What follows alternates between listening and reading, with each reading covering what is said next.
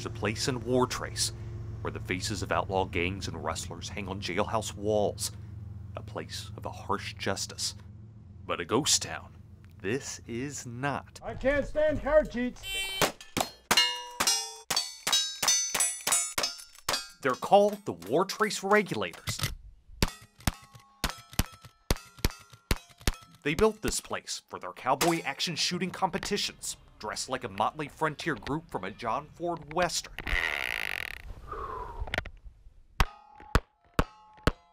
And all eyes are on this quick draw.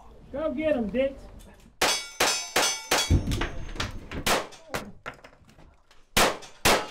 That's Kathy Burris, known around here as Dodge City Dixie. I have a competitive nature.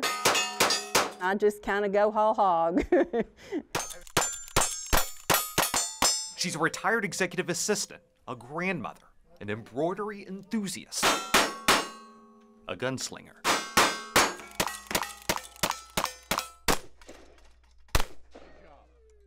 I think they said I missed one, but I'm not too sure I believe them. All it took was 2 shots to change Brian Castillo's life forever. How the 23-year-old went from becoming a father and Army specialist to an active shooter on the base of Fort Campbell is outlined in this never-before-seen investigative file. What happened is here in black and white, from the pictures of him to the photos of the crime scene. The events of that day, sparked by a slow burn that finally ignited. It's like throwing a match on a haystack with a bunch of gasoline. The bullets he fired, the weapons he carried on August 25, 2016, all prompted by something stressful for many parents: childcare. Unable to find someone to watch his children that day, another specialist says a sergeant told Castillo he had to come back to work that same day. No excuse.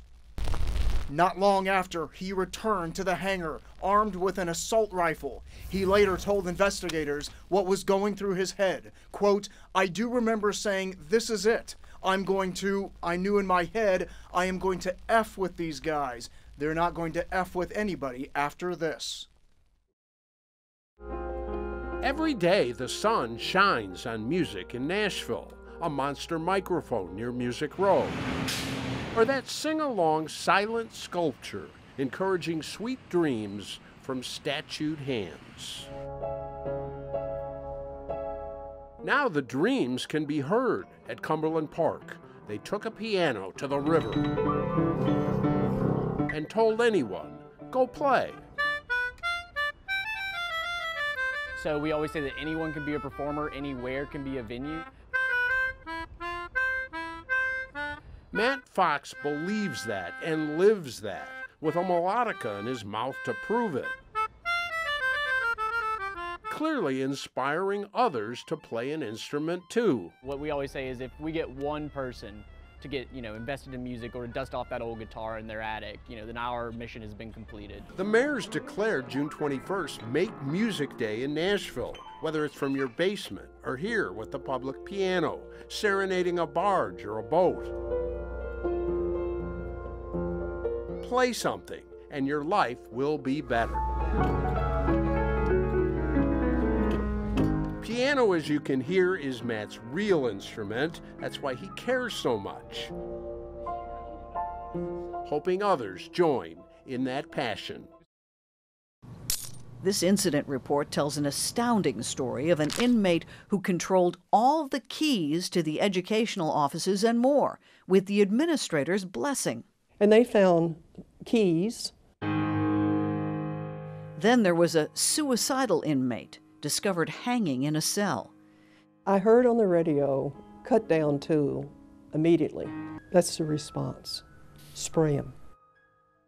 Excessive use of pepper spray at Trousdale was criticized by the Department of Corrections' own top brass. Sir, would you like a regular spit shine? Spit shine, please. Spit shine. Nashville's coming into work. But before they head up to that meeting, so we get this good and clean, they come see Carlos, the Music City shoe shine man. It's the first coat. I know you're gonna try this at home. Don't try it, you'll burn your shoe. My grandfather taught me If you had a job that you really love doing, you'll never work a hard day in your life. Growing up in that grandfather's shoeshine parlor, He taught me to shine, started me with the brush. Carlos has the tools, the know-how, It's just like waxing a car. to a perfect shine. He made this shoe shine box here when he was 14 years old. I put all my polish in it. That's a spit shine, and this is a regular shine. But not everyone who steps up to his chair knows just who is Carlos's grandfather.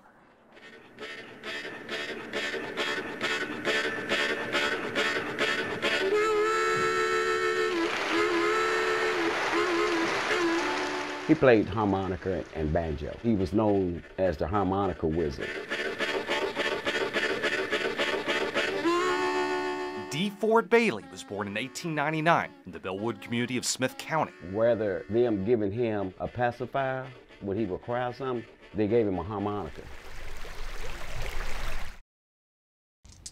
It is no game.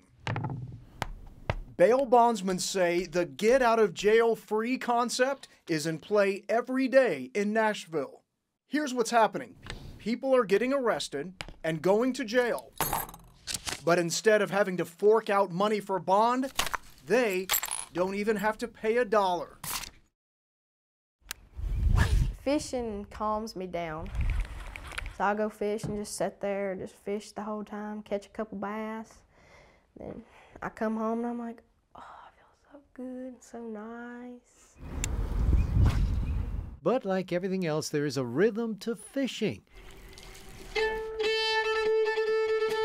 Rhythm is something that 12-year-old Braden Chun knows all too well.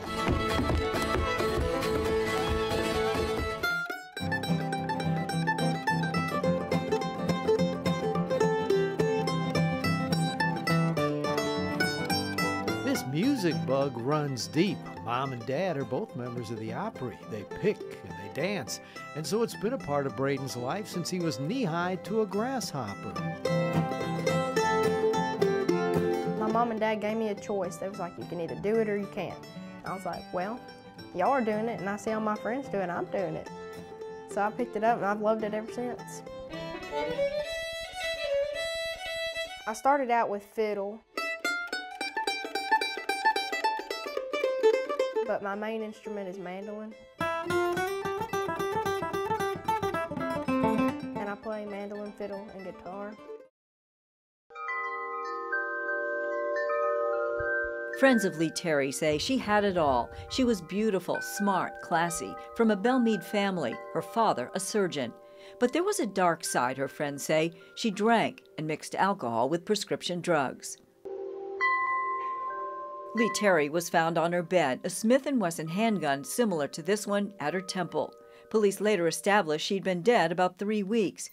Metro Police conducted an investigation that would take months. Upstairs from where she rehearses, this is Antoinette Hall. When it opened on Christmas Eve of 1868, it was vaudeville shows.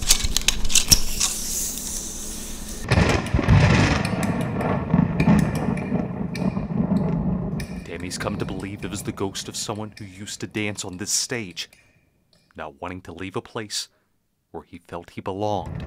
Maybe he's watching over it. Maybe he's hoping that it'll open up again someday.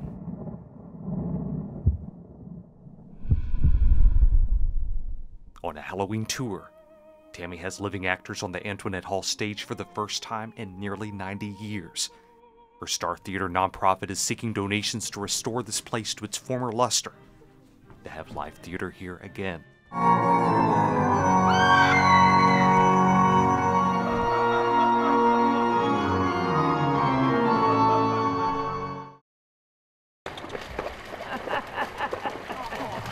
No, it's not a fun weekend at the lake with Fido.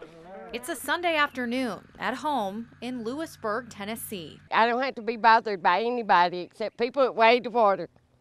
Except news reporters that want to shout interviews to you. Yeah.